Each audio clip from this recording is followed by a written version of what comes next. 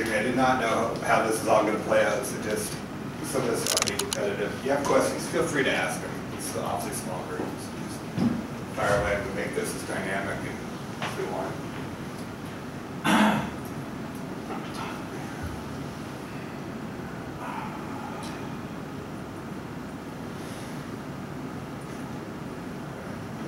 Don't need to go through this step, but you've all seen it 100 times right now.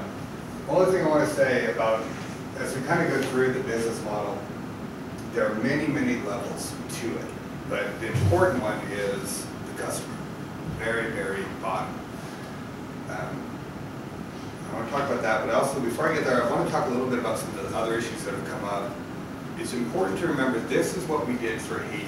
And my earlier presentation was what it took to make Haiti what it is.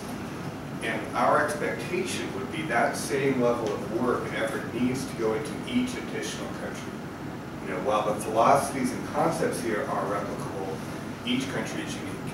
You've got to work it for South Sudan, you've got to work for Cameroon, you've got to work for Nigeria in a different way. You've got to learn it and go from there.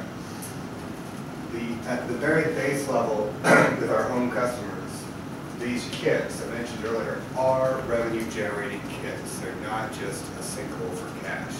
It's not just paying your $6.25 a month, because you take this and you stop paying for cell phone charging services. You start charging other people for the cell phone charging service. You're one of 40 people in your community, or what will be 80 people in your community that have electricity, and you can charge other people to use it, and people are. So we talked about the wake, lighting the wake services, renting out the lights, and just the overall improved quality of life. And this is important for no incremental cost. People are not paying more for this service. We're just taking the money they spent on kerosene. All the people with no money, we just took the dollars they were already spending and changed where they were going. Okay, we all know how this works. Station operators, field technicians. I'm sure I mentioned this on the previous one. These field technicians are an important part of what we do and help us manage this thing as it scales up. We have a field technician who goes through our training program, and his job is to be able to do basic repairs on site and also to monitor and check on every single station. So every month, this man goes out and he checks on the operator. He's like, do you have your form? Have you filled out your form with all your customer recharge? Have you filled out your forms for any damage or defective parts? Have you paid your bill? And he brings that information back to us. He also does all the repairs. So these charge kits have the low voltage disconnect. And if you turn it off and on, when the low voltage disconnect trips the first time, you can turn it off and on and get a little bit more juice. You can do it again, you can do it again.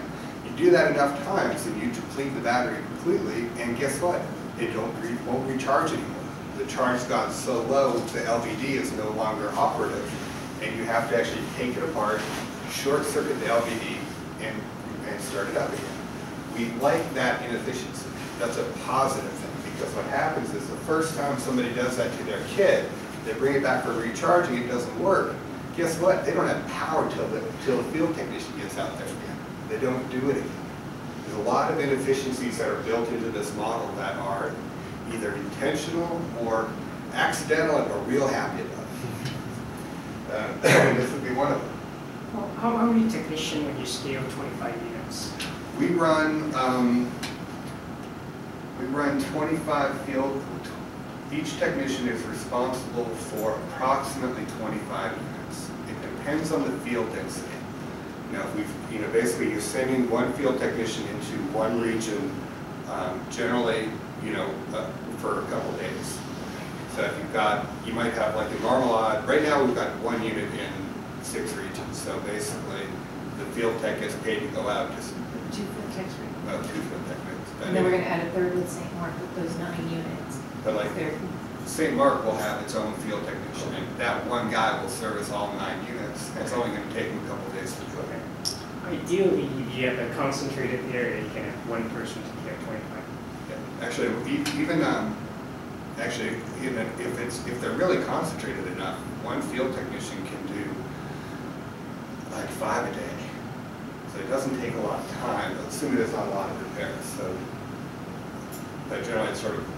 And that site's not units, because you can have multiple units in the site, so. Okay. Sort of a quick question. Are the field techs employed on a full-time basis, or you said they had a daily rate of 25? It's a monthly, it's actually a monthly. Oh, monthly, okay. So basically one field tech for 25 units is just a modeling number, because I got to make a guess at what I'm going to have. So my assumption is generally. I mean, the cost is $25 a day? Oh, yeah, we pay them $25 a day for that work. Okay, so sometimes that means they're expecting 1 unit, sometimes they're doing 5 units for that day. I think we pay them $25 a day. Something else on that, for the judge like grab that. $25 for travel too. Travel, we pay for the travel, pay for their daily rate. They're not full-time employees. One of the issues in Haiti has been having a job is sort of like welfare. Once you have a job, people are like, oh, I don't have to work anymore, I have a job. And I will get paid every day without working. It's like, no, it's the opposite. So we actually pay for the day. The day you show up, you do your work, if you do all your little things, then you get paid. If you don't do your 5 tasks, then you don't get paid for that day, and you gotta go do it again. But it's all, it has to, in Haiti, it has to be day work. We're challenging that. We in Cameroon, I don't know if I will not say that it's similar, but the mindset is that you pay for position. If you show up with your diploma and then you are appointed to this position, then you make a paycheck every month. No, we say no. Within the Torch Barrier Foundation, we don't pay for position, we pay for performance. And that's actually it was a fairly big deal for us to actually understand that. And we're like, well, we just want to hire a bunch of employees. And our partners is like, no, you don't. Don't call them employees, because then they don't work. Pay them for the day. Should you do that in the U.S. too? A lot of what we do, we are not connected. It's really important to know how unconnected we are to the consumer. Nobody wants the white guy showing up. It's all Haitian to Haitian. So the further up we are, the better off we are. So that means we need to train people below us to make sure they're able to do the work. So we have the operator training, we have manager training, we have field technician training. All these things to keep us from being in front of the Haitian people and detracting from the fact that this is a Haitian project. Excellent. All our work's all just on, we talked about this before, it's that corporate support, but not the customer level interaction. Organizational structure is very Western. This is, we took a very Western philosophy to the general structure. In terms of you've got your investors, you've got your board, you've got your Haiti management, and then management overseeing your field operations, 3 divisions, basically your field operations, your financial operations, and then manufacturing and equipment supply. A very traditional organizational structure from that respect, and then you've got the lenders off to the side, generally interacting with the management. The organization perspective, I think this is my new slide that we go. Okay, so basically there's 3 divisions: financial, field, and manufacturing. The financial operations dealing with our lenders, the grant providers, and then investor relations, all responsible just for the money flow. You've got the field operations, and this is sort of that critical one who's got the chain dealing all the way down with the customers. Field operations, this guy who's overseeing field operations is Haitian. He deals with the Haitian field technicians, and the Haitian field technicians deal with the Haitian franchisees who deal with the Haitian customers. There's no white people in this, except at that other level on the Haitian management side. Then manufacturing equipment supply, again, this is Haitian. He's overseeing the assembly facility, the equipment procurement, and then actual deployment. And then you've got the assembly facility personnel overseeing the assembly workers. So again, it's important that from an organizational standpoint, we've got the structure being developed and in many cases already in place. This one has a little bit more white people involved, but the rest of this is all Haitian. It has to be. It doesn't work if it's not. The assembly workers putting this stuff together will not work as efficiently for me as they will for a Haitian boss. You saw the slide earlier, so this is just the flow of cash. And it is important, very much like what we talked about over here, you know, those pennies that you collect from your ratepayers ultimately aggregate them up and pay for all the equipment. That is sort of the trick. Okay, financial overview, customers, talked about this a few times. When you get to South Sudan and Cameroon and places, and people are, the poor people don't have any money. The bottom of the pyramid doesn't have any money, and that's just not true. There is always commerce, so you just got to understand it.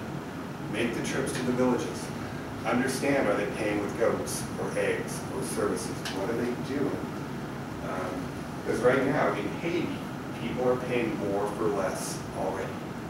And so if I can't come in and make a business where people are paying more for less, I got a problem. But that's what we've done here. So You mean less or more? customers paying more money for less service. So there's always room for improvement. So for us, there's Yes. a lot of room. So we can charge them less money and they'll get a better product. The entire monthly subscription cost is $625. Charging 17 cell phones covers your monthly fee. So somebody who has literally no money in one day, or I guess 2 days, because you can only charge about 9 cell phones, but in 2 market days, can earn all the money he needs to pay his stuff. And we see that. We actually have charge records, and we know who's running that business, because for the first week of the month, they're in every day charging up. And then for the rest of the month, they're in twice a week. The rentings that you can rent out, you know, just renting the kid out for the month 5 times on a wait service or some other subcontract pays the entire cost, or just displacing your own usage on kerosene covers your costs. So again, it's not a financial burden on the customer. Pro forma for the operator. Let me just make a comment about what you're saying, because I think that fact is really worth emphasizing, because many of the people all over the world who are willing to help Africa don't understand that fact. And there are too many of us who are willing to cater to that mindset. And and one of the things that one experience that we had in Cameroon, when I left Cameroon to go to the United States, hardly anybody had a phone. Well, cell phones didn't first exist, and even the land-based phones, very few people had them. You see, if you had told me at the time that I should, if you asked me to invest in a phone company, what I would have said is, people can't afford it. Because of course we couldn't afford land-based phone. You see, if you said, Martin, we're going to start a phone company and buy 90% of it, I would have said, no, that's a bad deal. Well, guess what? The South African company came in, with the French company came in, built the towers, and you know I like talking about grandma, because that's true. You go to the village now, almost every village in Cameroon, the grandmothers in the village are using the cell phone. Everybody is using it. It's amazing how much money they spend on cell phone.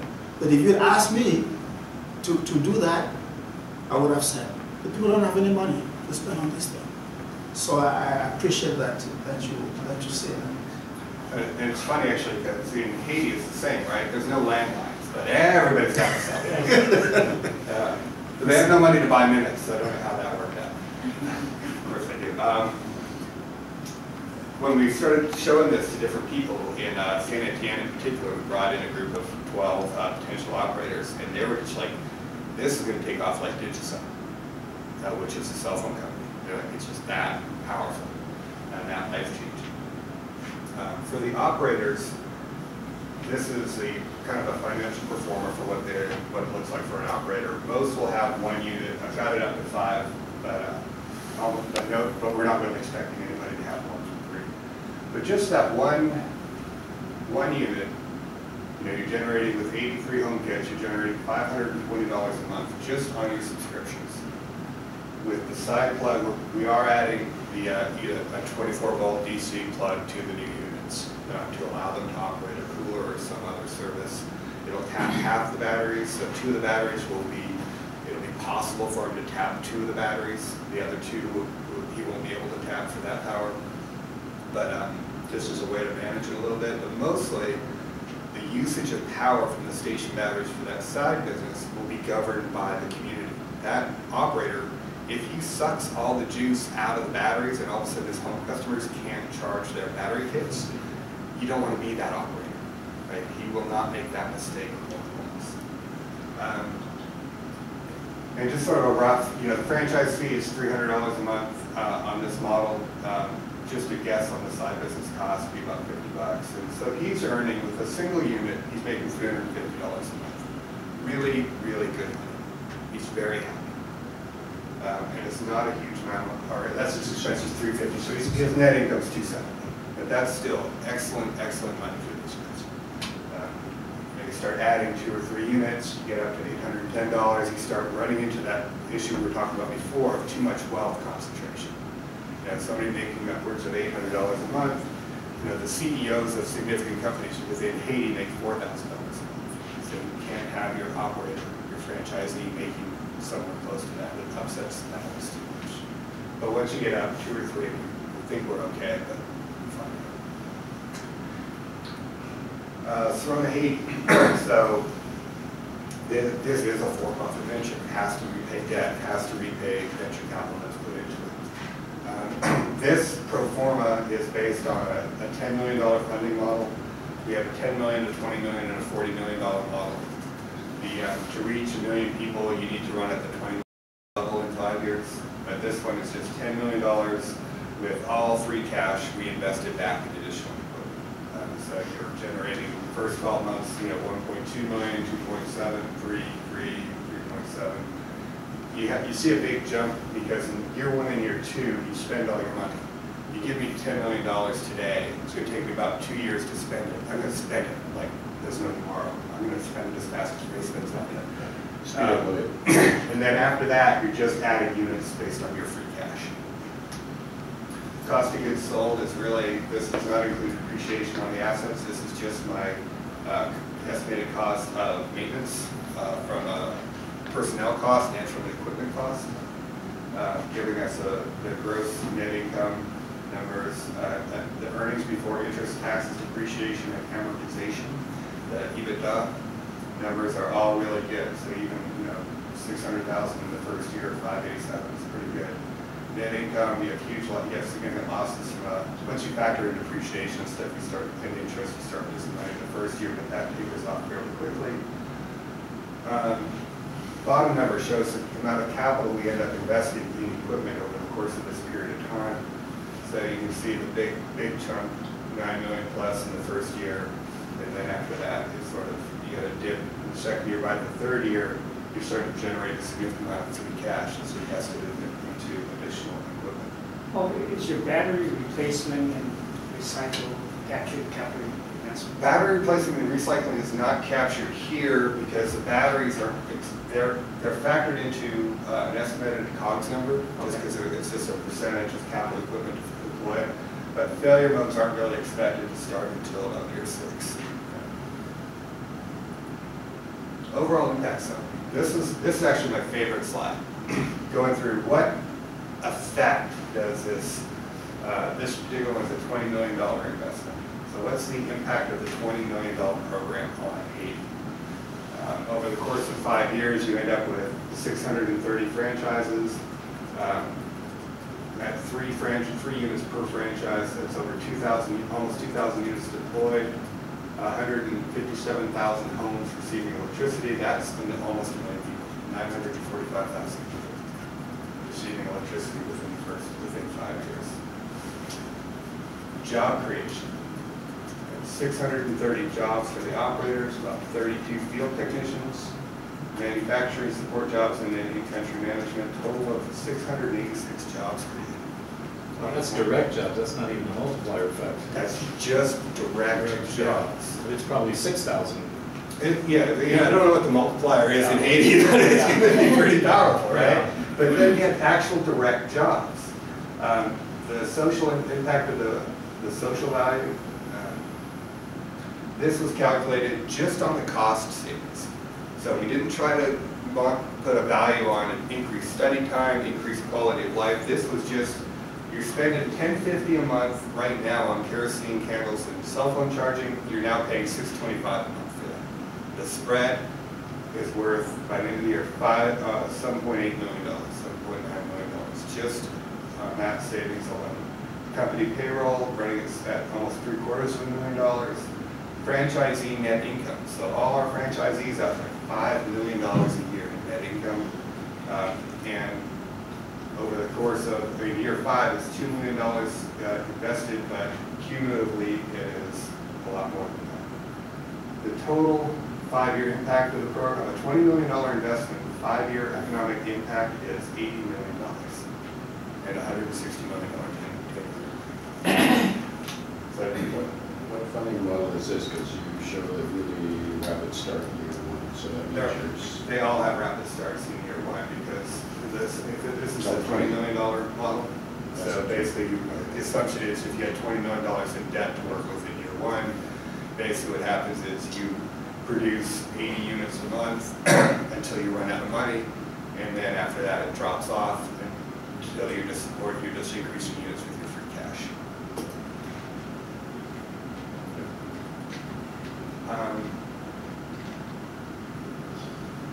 Key drivers for the economics in Haiti and everywhere. This is sort of the critical stuff. Market need. No need, no market, don't want. Right? So this is Cameroon and the whole kerosene issue. You have to do the market survey. You have to go talk to the people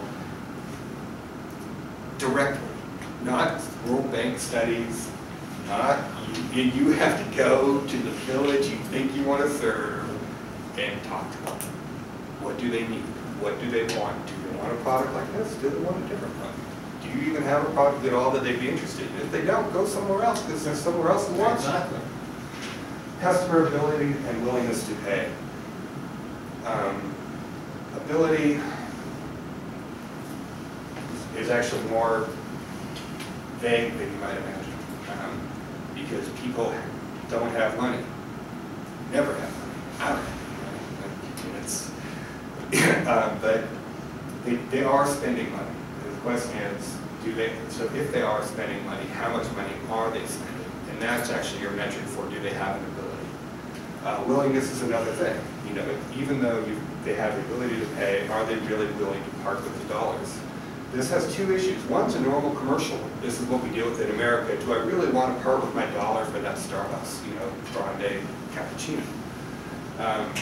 In Haiti, the issue was, why should I pay for it if you'll give it to me for free? And it's a effective charity that has really hobbled people, made their lives very difficult because I can be given a diesel generator today and it was free. It might as well have fallen out of the sky. And I'll run it until it drops dead, and then it will be broken. And then I will wait. And eventually another one will fall from the sky, and I'll have a generator again. So overcoming that concept. It is part of what Mike was mentioning earlier today when he talked about the NGO mentality. Because we find in Cameroon, that's what NGOs have done. They've come to the people and they've said, well, you don't have water. Well, we're going to give you water. Well, you don't have whatever, then we're going to give you. And so when we came and we said, well, what are you going to do about the water that you don't have? They said, what kind of an NGO are you?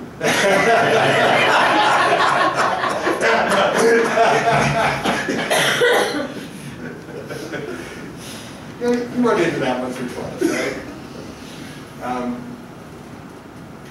The deployed cost of the unit is another key driver. This is something I go round and round with my suppliers and the guys doing the redesign work. Americans in particular want to give you something with lots of bells and whistles. They want it to look really cool. And I'm like, I want it to be really cheap. We have to drive down the cost, and it's like the cost of the components. Fact of life, most components are coming out of China and India. The LEDs are coming out of China, my panels are coming out of China, my batteries, we can use Deca batteries, which are coming out of America, but it's hard, and quite frankly, I need high quality products at the lowest cost I can get them. That's it. And I'll talk to anybody, I don't care where they are, but I've got to drive down those costs. And you can't, there are a lot of the assembly work, we'll talk about this tomorrow, is very simple assembly work. It's turning a screwdriver, it's turning a wrench, it's drilling a hole, it's not that hard. So for a lot of stuff, you want to do it locally.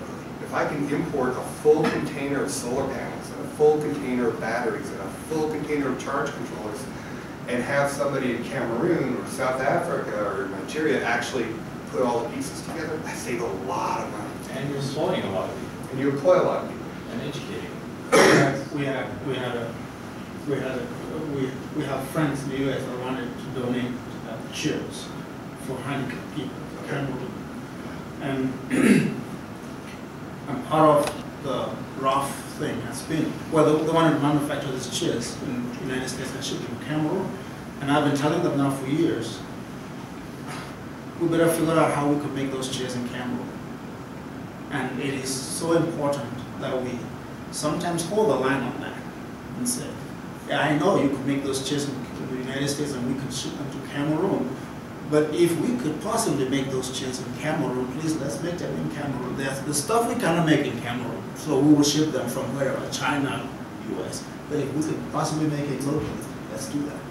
Well, tomorrow I'll talk about this a little bit more, but I'm much more pragmatic and, quite frankly, economic driven on this.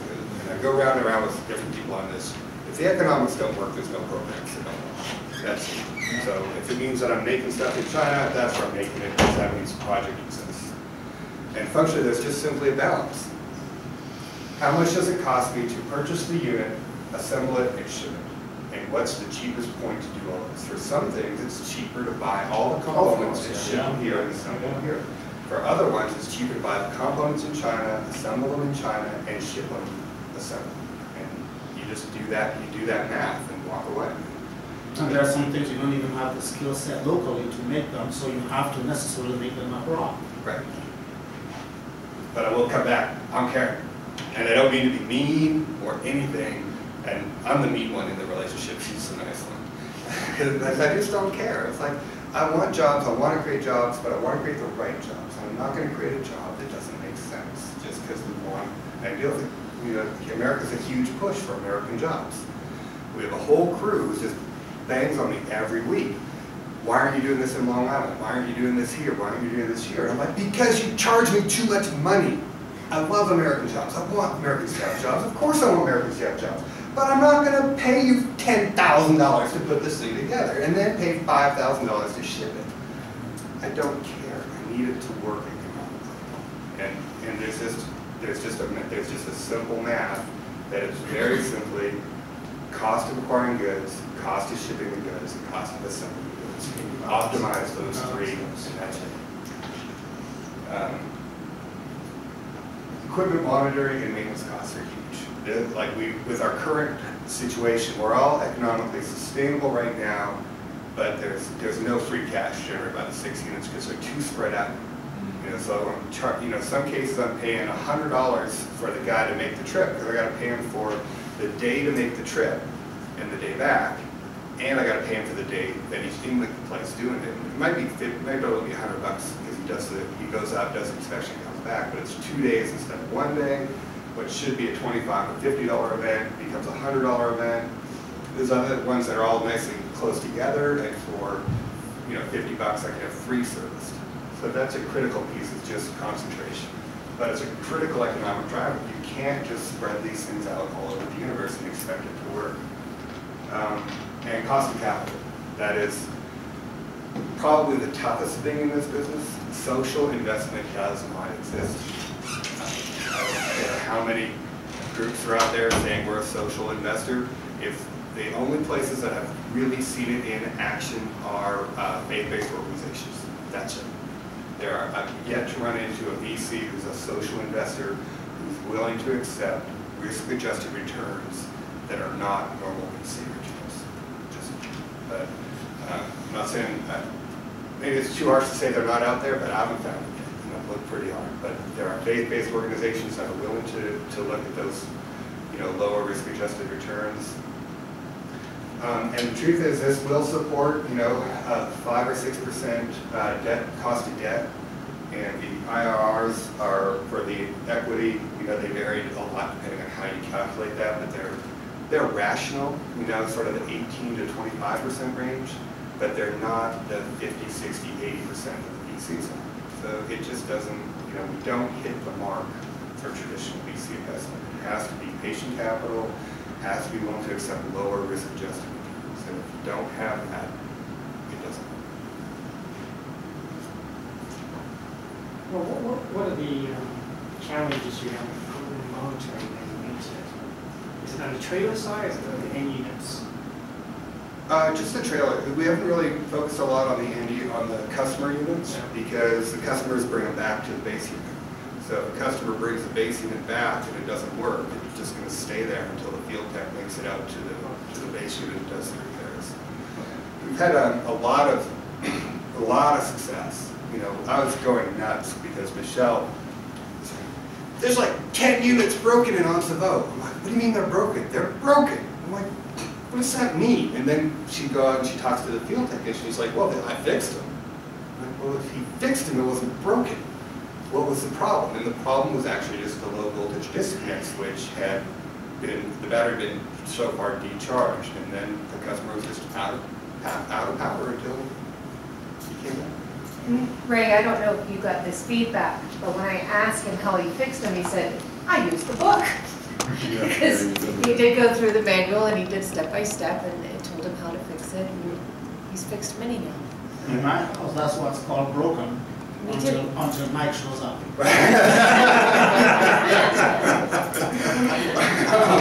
If you can fix it, it ain't broken. Yeah. Now my Xantrex controller, that was broken. But that concept is a testament to the work the IEEE did. These units are simple. My guys can fix them.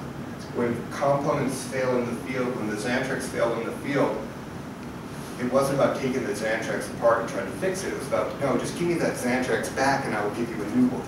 Okay? They actually took it apart, but that's it. Avoided the warranty and...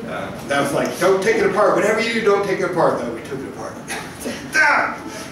But that's the elegance of what the IEEE did. It's just very, very simple. It's simple to assemble. It's simple to swap out parts. It's simple to train people how to maintain this stuff. Simple as it needs to be. And no simple. You did mention the manual is also written in 3 languages with lots of pictures. I brought one, and I'll bring it tomorrow. Oh yeah, bring that in. Yeah, we actually did the guys who built the trailer, Wayne, called them the G team. They did this great manual, and it's very few words. The words have all been translated as English, French, and Creole, but it's mostly pictures. And I actually sat down, my very first training session with the field tech was funny because everybody was too busy to deal with me. My translators were all... So you have pictures in 3 languages? But I'm sitting down there with my first field tech, and I've got to give him some kind of training here, but all my translators are busy, and I'm just like, and I don't speak Creole. I'm like, all right, we're sitting down and doing this. And I'm like, do you speak English? He's like, oh. But we went through that book, and just with my very small amount of Creole and his very small amount of English and the pictures, we're able to get through the whole thing. It's good. That's a testament just to the work and effort that the IEEE has put into this. There's a couple of positive things that have come out of this in terms of alternate business lines within Haiti. The grid application is probably the best one, the most interesting one, where we're basically taking the exact same unit, removing the solar panels, and dropping it in stores. One of the items this thing has is actually a rectifier that allows you to connect to the grid. So you can actually just simply plug this thing into the grid, or a diesel generator, or a wind turbine, charge your batteries, and do all your stuff on it. Great, it's a nice feature. Politically, it's gained us a lot of credibility with the utilities as well, because not only can we move these things, but we're like, well, if you show up and you want grid support, we can give you grid support too. We can increase your, improve your reliability. All these things we can do because of the design. What's the reliability of the grid providing power though? In Haiti? Yeah. Awesome. Okay. Yes, at the end of the grid application, we're going round and round because they're like, well, Yeah. how many batteries do you need? And I'm like, well, how reliable is the grid? Right. Because it, you know, it's got, right now it's got 4 deep cycle, 198 amp hour deep cycle batteries on it. So it's got enough storage capacity to charge 40 units once. So if the grid, you know, there's a formula. It's like, well, if the grid's on 30% of the time, and the store is open for 9 hours a day, and half the hours that the store is open for charging, the grid is up, then you need a battery, and people are charging, you know, once every 3 days, and you need 3 batteries. It's just an equation. But the battery, people have been like, well, get rid of the batteries. I'm like, no, because the grid's too unreliable. You can't just simply give me, if you've got a great 24/7 grid, you don't need this. Buy a couple chargers and plug them into the wall. You know, this is not the right application for a unit that's sitting in a place with a 24/7 grid. Not that many 24/7 grids in Haiti.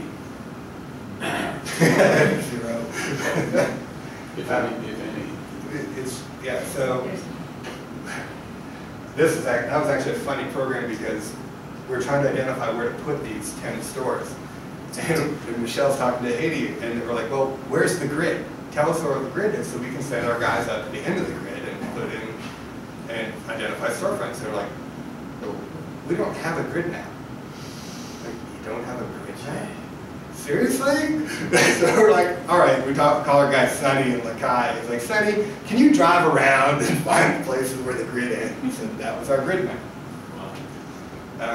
But we're real interested to see how that one goes. Selling units, that's also been a big pressure. Like, well, just sell me the unit, sell me the unit. Like, and mainly churches. You're like, well, look, if I give you $15,000, will you give me a unit? I'm like, no. Why not? Because you're not going to maintain it. And I'm not going to put a perfectly good piece of machinery in the field to watch it decay because it's not maintained. You finance it. Give me the $15,000, I'll give it back to you over 10 years. We'll put it where you want it. And as long as they pay their lease, it'll stay there. And I will send my guy out every month. And in 10 years, I will still be there making money and doing this job. We don't sell the units. We don't sell the home kits. It's also a battery recycling issue. This is a really early conversation with Ray around dumping garbage into developing countries. You know, you got a bunch of sealed lead acid batteries. Do I really want to be the guy who's responsible for having thousands of sealed lead acid batteries ending up in the river in Haiti? In Haiti, everything ends up in the river. All the garbage, all your cigarette butts, heads, dead dogs, and batteries. So we don't sell the units. I heard some of you are expecting the batteries to last 5 years. Is that what you're? The deeps, they're all set with we should get about 900 to 1,000 cycles at a 50% discharge. And charging every 3 days gets you in sort of that range. And then the station batteries also have the same features. So they're actually deep cycles, so we're actually expecting them to last 7 to 10 years. I would also want to add, with regard to selling units, another reason we don't want to sell units is because, as benevolent as you may be in wanting to put a unit at a place, that may not be a place that can manage the business. And so therefore, it's going to fail, and it becomes a problem that shouldn't happen, and it stains the reputation of the program pretty quickly. And so by us maintaining it and paying you back for investing the money, if we need to move it from the community where you had idealized putting it there, you will still get your money back and the program stays intact and the reputation of it.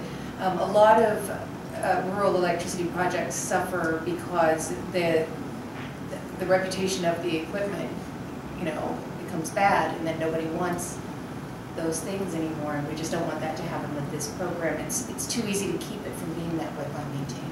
So yeah, that's been a big issue, making sure people pay for the service. This is sort of part of the training and unhobbling people. You have to get used to paid your $625 a month, or you don't have electricity. Paper charge. This has been my favorite debate that we have over and over and over. Like, well, just charge. You know, people don't want to pay a monthly fee. They want to pay each time they use it. That's what they're here for. That's what they're used to. They pay per minute. Cell phone numbers. Only when they need it. They pay for kerosene. Only when they need it. I'm like, well, here's your problem. If I do pay per charge, when the customer doesn't have $1 or whatever you're charging him to do it, he won't show up. That unit's going to sit in his house until he's got 50 cents of the dollar to come charge. And my operator, he's not going to have any money. And I'm going to go to collect my money from him. And he's going to say, I don't know, nobody gave you a charge. Or not enough people gave a charge. And then my operator's out of business. And then we're pulling the unit because we can't afford to leave it there. So no, we don't do pay per charge either. So there's a lot of these things that I'm, from the NGO standpoint, they're like, well, this is how you should do it, or even from a Haitian cultural standpoint, this is how we want you to do it. There's a balance between finding the Haitian cultural things that work, that you need to accommodate, and finding the Haitian cultural things that don't work, that you need to change. You need to pay for service, being one of them. Pay per charge versus monthly subscription, that was another one. Just a question, 2 parts. So you don't have a lease period, it's like an indefinite, as long as it's paid for. Okay, then what is the maintenance plan? Is there one in the way that if you expect your trailer to last 7 years or your panels to last 7 years, do you have a plan where you're going to roll in after 7 years and see which ones need to be replaced, or is it a run to failure and the field technician goes to every unit every month. So he's out there, and so all the home kits that failed, those are all at the generating station, and he fixes all the home kits that have failed. If any can't be repaired in the field, he brings them back. We send out a new one for the home kits. For the station, the generating station, your core components, your solar panels, those last 25 years. They, as long as a tree doesn't fall on them, they're not going to break. Or they're going to break on the first week. Failure modes for panels, they either work the day they show up or they don't work. The deep cycle batteries, those will wear over time.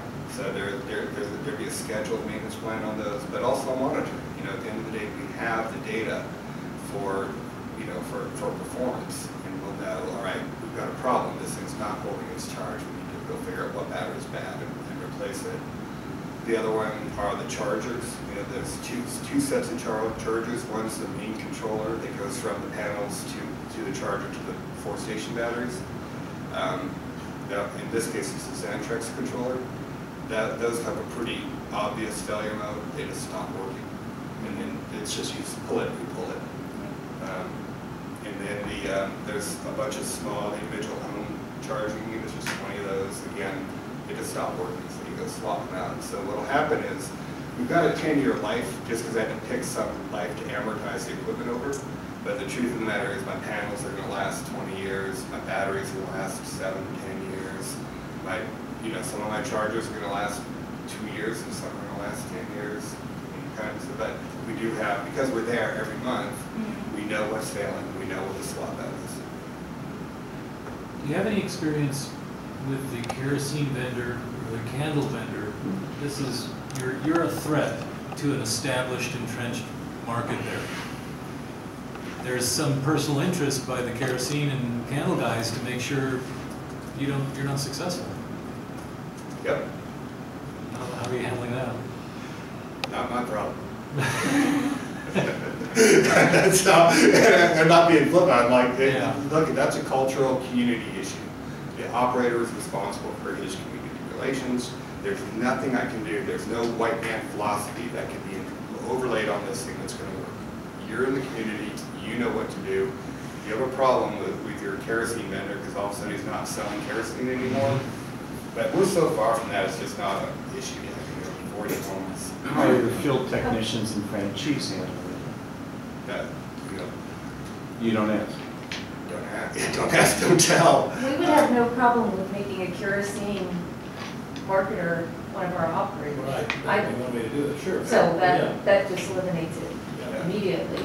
Yeah, they change the new technology. It's just, there's a lot of things that we intentionally do not address. You know, security was the best one. You know, and everybody's like, well, what do we do about security? What do we do about security? What do we do about people who don't pay? And I'm like, not my problem. You figure it out. Over and over again. And the more I told them that, the happier they got, because they don't need me telling them what to do. You know, if they've got a theft problem, you've got 40 or 80 homes that are going to take care of it. And you don't want to be that guy. We actually had an issue with one of our operators who didn't pay us our money. We got paid, but we actually had a dilemma on our hands. If we told the community that he hadn't given our money initially, he would be killed. We had to say he was very, very busy, and it wasn't working out. He was just too hard for us to work with, so we were switching the operator at no inconvenience to the customers. We left him with dignity, and he was too scared to come to that meeting when that occurred. He didn't know what we were going to say, and we took the high road. But there's nothing we can do that's more powerful than what the community can do. And I'm amazed at how you guys have, God has blessed you with such tremendous wisdom in the way you handle some of the situations.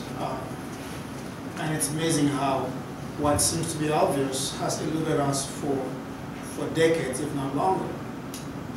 To just simply say, I don't know. Go figure it out. It's something, no, it's something that people have found difficult to, because we want to come in with this Messiah mentality and think that we not only know the problem, but we also know the solution. And over the years, I have told missionaries, because that's who they are. I said, one, if I knew the solution, you'll be redundant. Okay, because and then there are those who think that maybe their job there is to cut out the problems and send them to Dr. Newa. And I said, no. I didn't send you there to cut out the problems and send them to me. I sent you there to figure out what the solution is. And so if you're not going to be able to solve the solution, if you're not going to be able to solve the problem, then what you are telling me is that I need to look for somebody else who can solve the problem. People are very smart. You know, we underestimate people all the time, especially as Americans. We're like, well, we've got a way of doing things, and we want you to do things our way. And you're like, no. You're in South Sudan. You're in Cameroon. You're in Nigeria. You know how to do things. You're not stupid.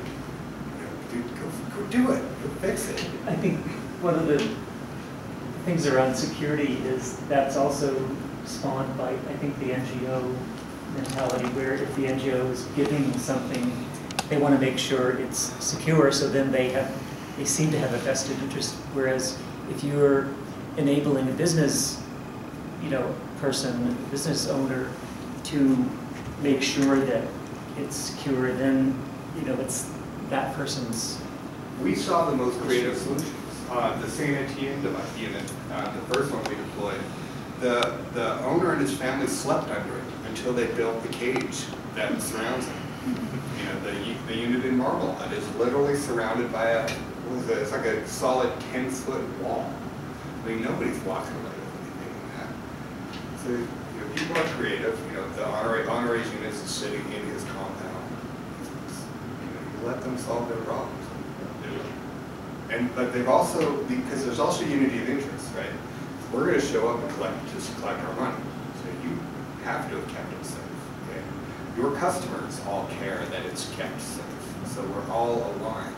Whereas the NGOs, they have given you the solar panels, and the only one who really cares, and they don't even care that much, is the NGO. Because they're like, well, I gave it to you, and now you lost it. Oh. And so it's just different. It's just not sustainable. That's, eventually the aid has to stop, and whereas a model like this that's based on, people's livelihoods and starting businesses and providing jobs and everything, all of the momentum and incentive to keep this going is within the community. It's not external and imposed or given to the. And you're kickstarting it with charity. So you're kickstarting it with the granted units, and you're getting people going. So it's a brilliant concept to say, look, let me kickstart this, but then let me step away. Because they do need the kickstart. The God's honest truth on this, the normal utility finance model is never going to work, ever. And we've tried, and we've banged on doors, and we're just like, and maybe it'll get there eventually if there's enough success on the other sides of it, but you've got to kickstart it somehow. I have a couple of questions, unrelated, but and I don't want to take too much time. But one was this approach, and the model that you've worked out. I mean, it just seems so replicable elsewhere that you don't want to tinker with it too much, because then you're forced to have to kind of learn lessons yourself all over again. And it seems to me if we can leverage what's already been done, you kind of just hit the ground running.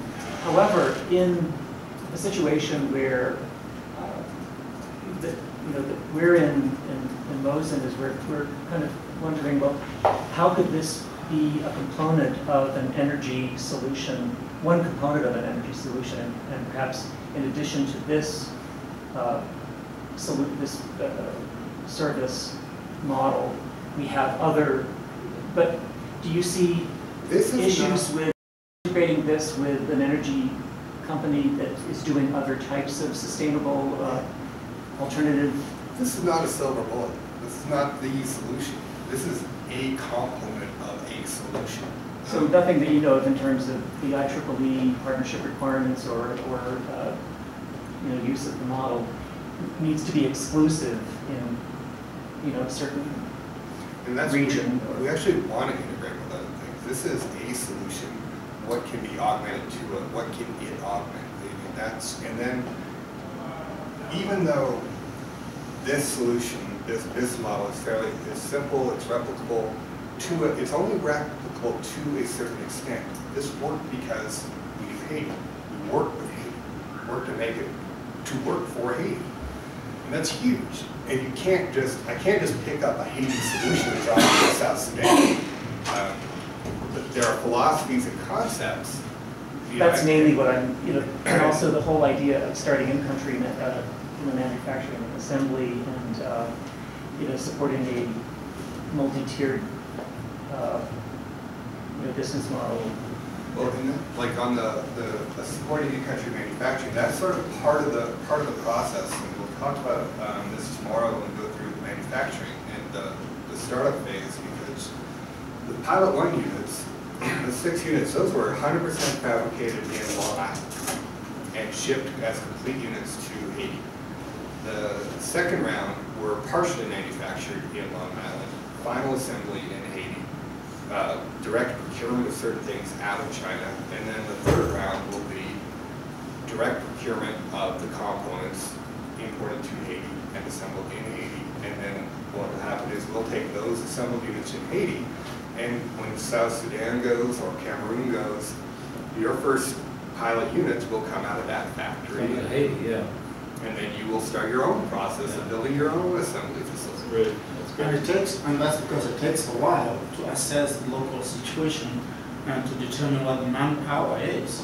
When I was talking about the chairs at that time, it was because I'd taken a look at the situation in Cameroon and I knew we had good carpenters and we had wood. Okay. And so we could make those chairs in Cameroon, but if in South Sudan you don't have that capacity, then we'll thank God for Haiti for making those products.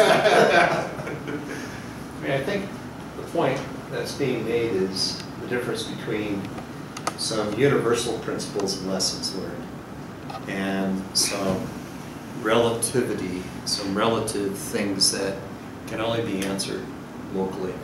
Right, So the idea template itself, I'm assuming we don't have to go back to Tripoli and ask them to redesign a solar trailer for us. We're going to use this solar trailer. We don't need Sure. to determine what sort of battery packs customers use, we're going to use this one. That's what I was referring to. Sure. So we don't have to kind of start from scratch, and also in terms of how we implemented that in South Sudan. Sure, the pricing may be a little different. We may, we have to work with the business owners, and we have to support them.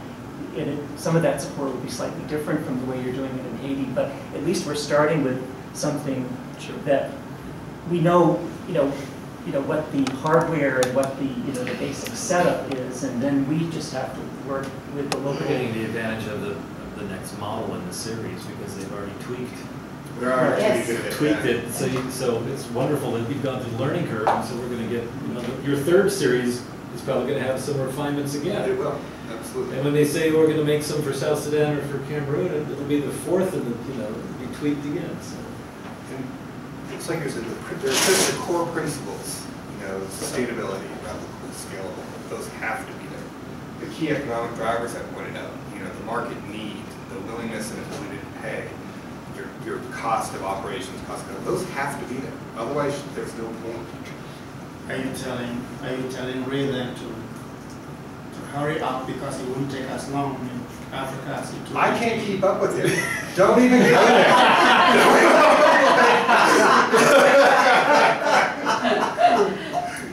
And what we want to be able to do as Sirona is not have you guys have to reinvent the wheel. I want to bring. We'll talk more about like the logistics, supply chain, manufacturing processes and stuff. And there's a lot of corporate infrastructure that goes into this stuff. We want to be able to say, look, you are absolutely free to do this on your own and start from scratch and build up. You're absolutely free to partner with us so that and we can all do it together. And I think what I was suggesting to you earlier is that even that partnering may actually mean us bringing together models that have worked in different places, and because what has worked in Haiti and what has worked in Sudan may have things that need to be combined in such a way that the synergy is what works in Cameroon.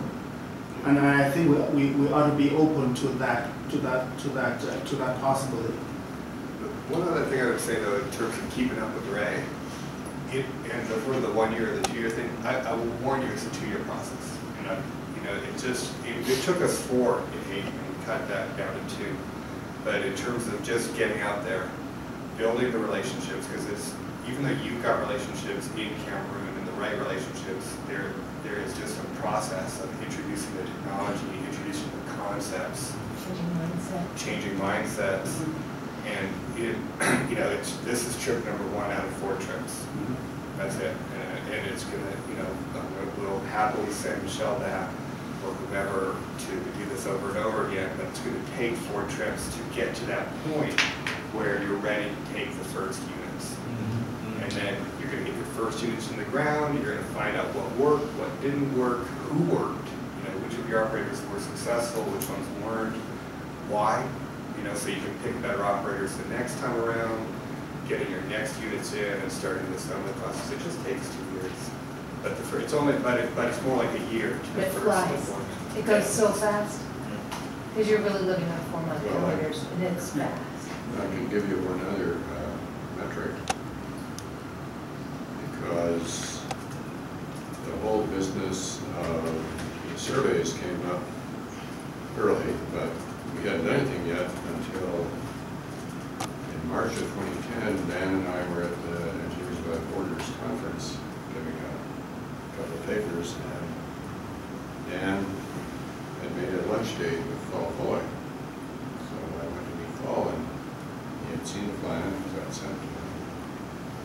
And he looked it over, and pretty much about the second or third question out of his mouth was, have you done your surveys yet? He said, no, we have planned surveys, and he says, do the surveys. And I went back and said, St. Paul says, we have to do the surveys. And then we got immediately fired up doing the surveys. So that was March of 2010. In June of 2011, we had 6 units on the ground. So things can happen really fast. So that's 15 months. But pre-March, pre-survey, I we know. did put in a lot of time You did a lot of time. knowing with the community, people, yeah. where, how we would get a survey done. Yeah, so, yeah, you had your people identified to do it. yeah. We just hadn't done it. We just didn't know we were going to do it.